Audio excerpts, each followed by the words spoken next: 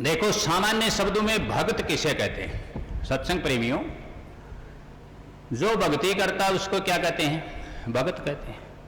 जो ईश्वर के प्रति साधन, आराधना, पूजा पाठ, स्वाध्याय, भजन, कीर्तन, हरि संकीर्तन, जो भी ये सारी चीजें आ गई, उसमें 9 प्रकार की भक्ति है, 9दा भक्ति कही गई।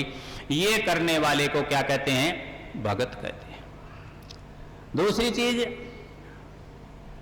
जिसकी भय से छुटकारा हो गया, जिसकी भय से आगे गति हो गई, भय आगे गति होगी। एक भगत शब्द है, इसका अलग अर्थ है, भगत का अलग अर्थ है। समझ गए इस बात? तो वो भगत, एक जो मोह जिसका नष्ट हो गया, भक्त हो गया ना, भुक्त भक्त भक्त, फूट गया, टूट गया, भक्त हो गया, वो भगत। अब कबीर साहब ने क्या कहा, ये बड़ी गहरी चीज है, उसको समझाऊंगा।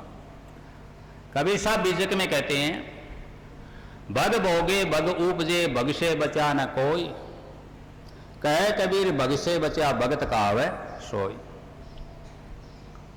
ये बड़ी गहरी वाणी है, समझ गए बात?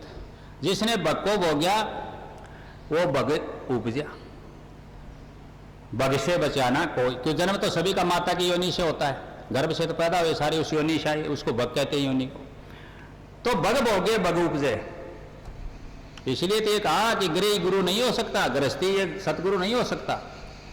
समझ गए इस बात को? हाँ, कीच कीच को धोते तो दाग छूटे ना कोई, जा का गुरु गृही चेला गृही होय, कीच कीच को धोते दाग छूटे ना कोई। कैसे छूटेगा? जो गृहस्थी है तो लिप्त है गृहस्थ में।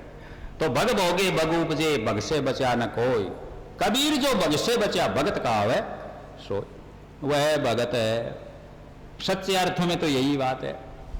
और दूसरी तो एक और बता रहा हूं कि जो भगवान की उस भाव में बह जाए, उसके प्रेम के भाव में, वह भी क्या है? भगत है, सतनाम सत्स है।